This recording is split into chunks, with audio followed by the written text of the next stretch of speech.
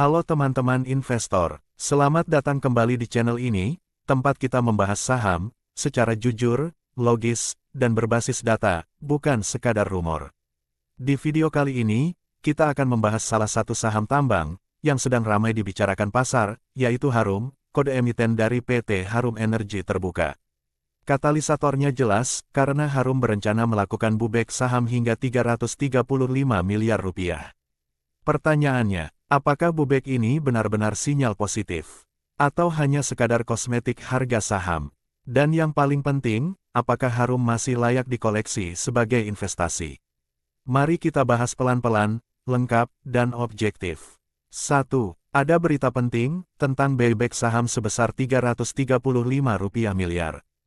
Harum mengumumkan rencana pembelian kembali saham, atau buyback dengan dana maksimal 335 miliar rupiah, yang akan dilakukan dalam periode awal Januari hingga Maret tahun 2026.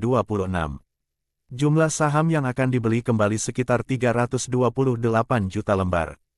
Kenapa ini penting? Karena buyback biasanya dilakukan jika manajemen merasa harga saham sedang murah, perusahaan punya kas besar dan keuangan sangat sehat, ingin menaikkan EPS dan mengurangi tekanan jual, dan di Harum, ketiganya terpenuhi. 2. Sekilas tentang profil Harum. Harum adalah emiten tambang, yang sudah lama berdiri dan dikenal cukup konservatif. Awalnya fokus di batu bara, tapi dalam beberapa tahun terakhir, mulai serius masuk ke nikel dan hilirisasi. Bisnis Harum sekarang mencakup batu bara, tambang nikel, ferronikel dan nikel matte dan logistik tambang. Jadi, Harum bukan sekadar saham batu bara, tapi sedang bertransformasi. 3. Siapa pemilik dan manajemennya? Diketahui, pemegang saham pengendali Harum adalah kelompok usaha keluarga Barki, melalui PT Karunia Bara Perkasa. Nama yang cukup dikenal, Lawrence Barki selaku presiden komisarisnya. Yang menarik, ada aksi pembelian saham oleh orang dalam, yang biasa disebut insider buying. Hal ini menunjukkan kepercayaan manajemen tinggi terhadap prospek perusahaan.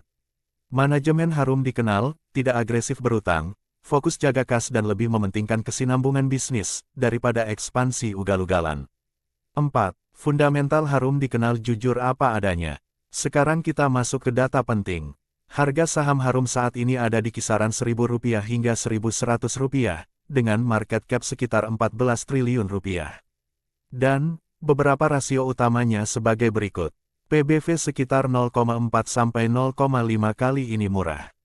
PER forwardnya sekitar belasan kali. Dan DER-nya sangat rendah hampir tanpa utang. Namun harus jujur, ROE dan ROA-nya memang rendah, dengan laba yang sangat tergantung pada harga komoditas. Itu artinya, saham Harum bukan saham pertumbuhan yang agresif, tapi kuat secara keuangan di neraca dan kas. 5. Arus kas dan neraca keuangannya, menjadi kekuatan utama Harum. Salah satu alasan buyback Harum terlihat masuk akal adalah, karena neracanya sangat kuat, dengan komposisi ini, kasnya besar, utangnya minim, dan arus kas operasionalnya positif. Buyback 335 miliar rupiah tentunya tidak membebani perusahaan sama sekali. Bahkan setelah buyback, Harum masih sangat likuid. Ini penting, karena banyak emiten yang melakukan buyback, padahal keuangannya pas-pasan, sedangkan Harum bukan tipe seperti itu. 6. Valuasi dan nilai intrinsik saham Harum. Sekarang pertanyaan besarnya, Harum mahal atau murah? Dengan pendekatan discounted cash flow DCF, nilai intrinsik Harum berada di kisaran ini. Harga Rp1.200 sampai Rp1.700 per saham. Artinya, di harga sekarang, Harum masih undervalue. Harum memiliki potensi upside 20 hingga 40%, jika fundamental berjalan sesuai harapan. Namun perlu dicatat, jika pakai metode konservatif seperti Peter Lynch, valuasi Harum terlihat lebih mahal, karena pertumbuhan laba belum konsisten.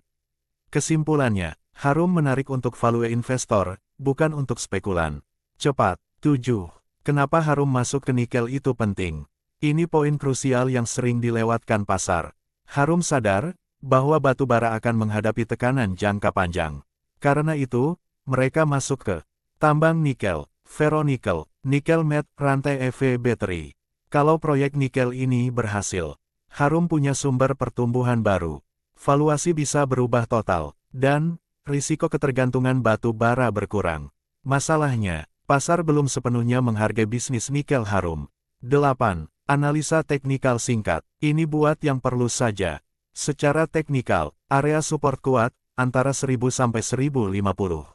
Dan resistance terdekatnya, 1160 sampai 1280. Selama bertahan di atas support, tren jangka pendek masih aman. Dan, pullback bisa jadi katalis teknikal. Tapi ingat, teknikal itu konfirmasi, bukan dasar utama. 9. Risiko yang harus disadari oleh investor ataupun trader Harum. 1. Harga komoditas fluktuatif. 2. Laba bisa turun saat siklus melemah. 3. Sentimen negatif terhadap saham batu bara. 4. Bisnis nikel masih butuh waktu. Namun, dibanding emiten tambang lain, Harum termasuk paling defensif. 10. Harum ini cocoknya untuk siapa? Nah, Harum ini cocok untuk investor atau trader dengan kriteria berikut. Investor value, investor jangka menengah, dan investor yang suka emiten kas besar dengan utang yang minim. Harum kurang cocok untuk trader harian, maupun pemburu saham gorengan. 11. Kesimpulannya, pullback 335 miliar rupiah bukan gimmick. Fundamental Harum memang mendukung. Harum mungkin tidak naik cepat, tapi punya dasar kuat untuk bertahan dan tumbuh pelan-pelan. Dalam investasi, kadang yang terbaik bukan yang paling heboh, tapi yang diam-diam dikumpulkan saat undervalue. Nah, itulah analisis lengkap saham Harum, Harum Energy Terbuka. Kalau analisis ini bermanfaat, jangan lupa like, subscribe, dan share. Tulis di komentar, kamu tim buy, hold, atau wait. Sampai jumpa di analisis saham berikutnya. Sukses selalu!